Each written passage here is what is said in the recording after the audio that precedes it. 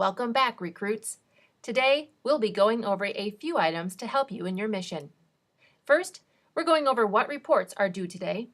We'll be answering Google Classroom questions, getting ready for November's early release day, reviewing our district goals, and starting a discussion on personalized learning. First, let's review the two beginning of year reports due today, your PPG and your SLO. In order to complete your professional practice goal, or PPG, you needed to first complete a self-assessment using your job-specific evaluation tool. This tool is different for teachers, librarians, school psychs, etc. Your self-assessment needs to be completed, but does not need to be submitted. After reviewing your tool, you should have selected a focus area that you would like to improve upon in your professional practice.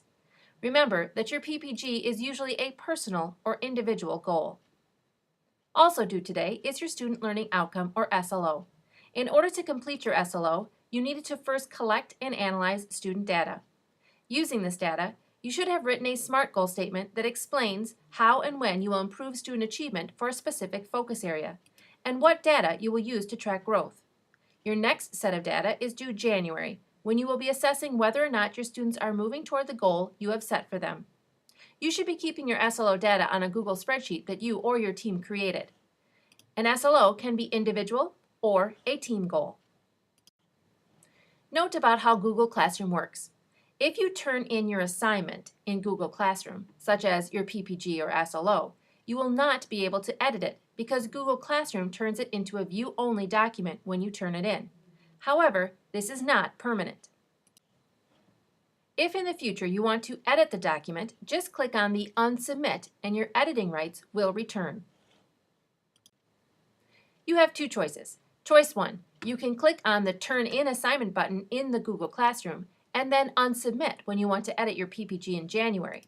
The advantages of doing it this way are that your supervisor knows when you're done and Google Classroom will not send you an email saying that you've missed an assignment.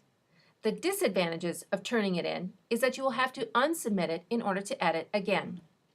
Choice 2 is that you finish your assignment, but you don't turn it in. The advantages of doing it this way is that your supervisor can still review your document and give you suggestions, and you can still edit the document. The disadvantages is that Google Classroom will think you missed a deadline. However, don't worry. If it is completed, your supervisor will know that you did get it done. Some of you may have already had your PLC team time, as the month of October is quite flexible. Remember that all certified staff must account for 90 minutes of PLC time in the month of October.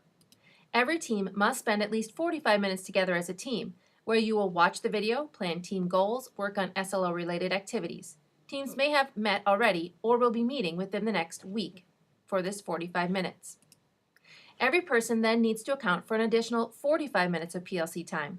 There are two choices. A team can either continue to work together on team goals, or individuals can take part in one or more seminars on October 13th as a team or individually to work toward your professional practice goals.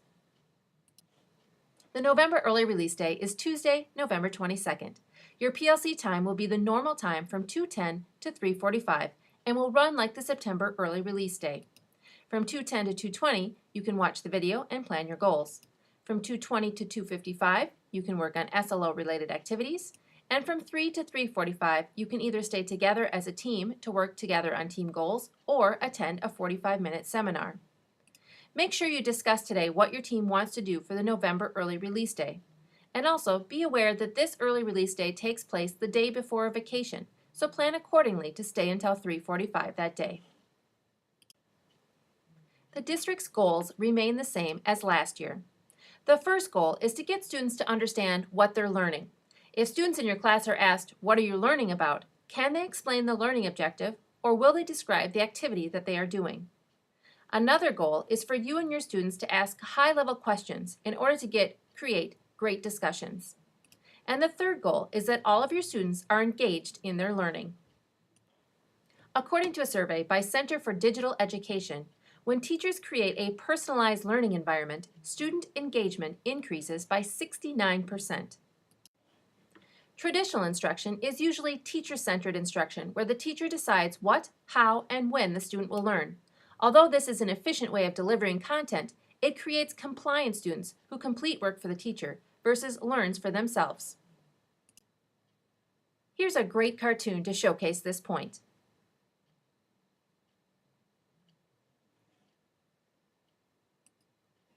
So why is it important for kids to be engaged? According to an article by Dr. Justin Tart, the engaged student knows exactly why they are doing what they are doing, while the compliant student is unable to connect the learning to anything meaningful. So how do we get away from teacher-centered compliant students? One way is to move toward a new methodology called personalized learning. At first glance, personalized learning looks like a familiar methodology called differentiation, and there are many similarities. Your point person has a handout for you that outlines the differences. Let's take a moment to read this over. So what do you believe is personalized learning? Let's take a moment to discuss your understanding of personalized learning with your team. Then, as a team, create a definition or a graphic that shows your understanding of personalized learning. Share this definition or graphic on the shared Google Doc called Definitions of Personalized Learning. Teaching is one of the most challenging professions. Therefore, we must constantly be learning ways to improve our craft because our students depend on us. Personalized learning is just one of those methodologies that could help us in our mission to ensure that all students learn.